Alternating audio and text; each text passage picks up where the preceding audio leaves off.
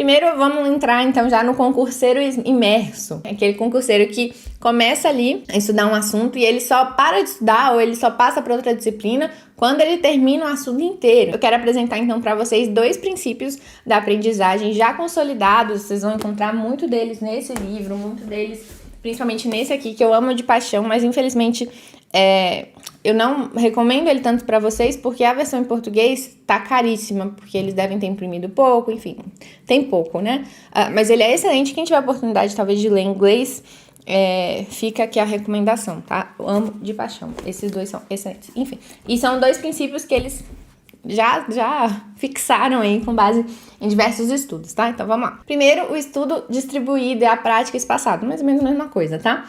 Que é essa questão de, ao invés de você ficar imerso e, eu quero acabar esse assunto todo hoje ou essa semana inteira, vou ficar vendo só isso, etc. Se você distribuir o seu contato com aquele assunto, distribuir o seu estudo ao longo dos dias, ao longo das semanas e por aí vai, o seu aprendizado vai ser bem melhor, tá? Isso é principalmente útil quando você quer aprender novos conteúdos. Então, para aprender coisas novas, o melhor é você espaçar, tá? A gente vai falar um pouquinho do porquê, das vantagens, etc. Então, a gente aprende no mínimo o mesmo tanto, então durante a sessão de estudos, no mínimo o mesmo tanto você está aprendendo, mas você retém muito mais e por muito mais tempo.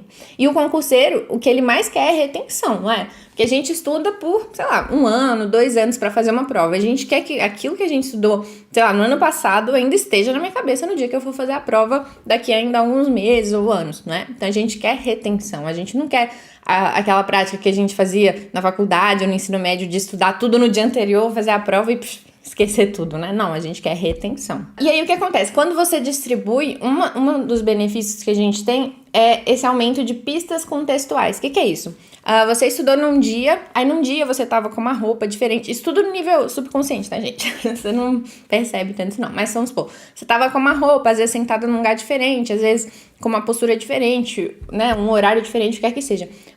Você dividindo as suas sessões, cada sessão vai ser diferente, não vai ser aquela ameba de uma sessão única, do início ao fim, que você está exatamente do mesmo jeito. E aí, isso vai colocando no seu cérebro novas pistazinhas, novos ganchos, para quando você quiser recuperar aquela informação, você conseguir se encontrar ali no meio, tá? Então, isso é uma das vantagens também de você espaçar. Outra coisa, é mais difícil. Mas lembra que a gente falou que ser difícil é bom? Então, exatamente. Quando você fraciona, quando você distribui os estudos, é esse efeito que eu falei um pouquinho mais cedo. No primeiro dia você estuda, 10 páginas. Aí no segundo dia você vai continuar da 10 em diante, né? Ok. Só que aí, o que acontece? Você já teve um pouco de esquecimento normal, né, daquelas primeiras páginas que você estudou. Então, para você continuar, vai ter um certo desconforto ali, né? Você vai ter que fazer uma certa recuperação das informações. E aí, é isso que vai cada vez mais consolidar as informações na sua cabeça, entende? Então, o próprio ato de tentar se lembrar ajuda a fixação das informações. Agora, se você fica o dia inteiro naquele mesmo assunto, não tem essa recuperação. O descanso é parte do treino. Então, o que acontece? A pausa, gente, ela é importante. Não é legal você ficar 3 horas líquidas sentado direto assim na sua cadeira e aí só levanta quando, a coluna chora ou você tá muito apertado para ir ao banheiro. Não, as pausas são importantes. As pausas são os momentos em que o seu modo difuso vai entrar em ação. E esse modo difuso, ele não serve só para dar o cliquezinho na hora de resolver questão de matemática. Não, ele serve também para você entender no seu subconsciente mesmo aquelas informações que você acabou de estudar, tá? Então as pausas são importantes.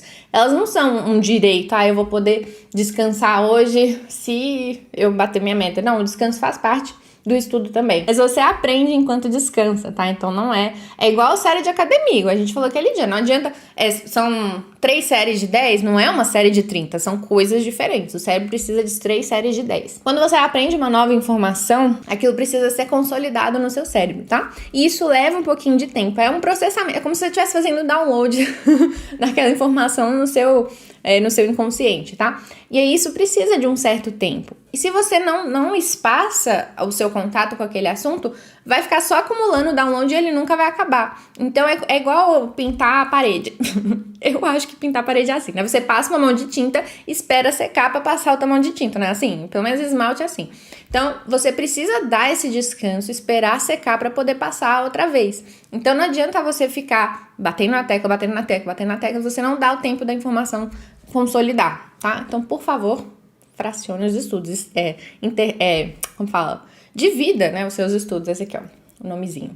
Distribua essas palavras. Distribua seus estudos, tá? Pelo amor de Deus, gente. Chega disso de... Ai, hoje eu vou estudar contabilidade. 7 horas líquidas de contabilidade, meu Jesus. É tipo jogar tempo fora. É jogar seu tempo fora. De verdade. A retenção que você vai ter vai ser muito menor do que se você simplesmente distribuir. Então, faça o que é melhor pra aprender, tá, gente? Pelo amor de Deus.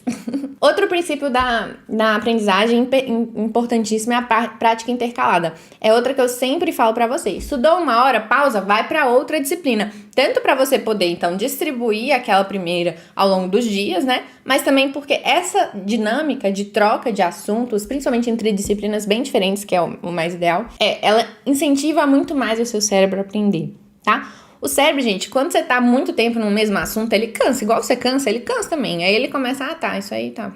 Sabe quando você já tá já encheu o saco do que o professor tá falando? Fala, não vou nem anotar mais esse resto, não quero mais nem saber. Vira tudo um bolo de informações ali e o cérebro não quer mais saber. Ele presta mais atenção quando você muda o assunto. Tá? Então, essa janela de atenção, ela não dura esse tempo todo que o pessoal quer, não.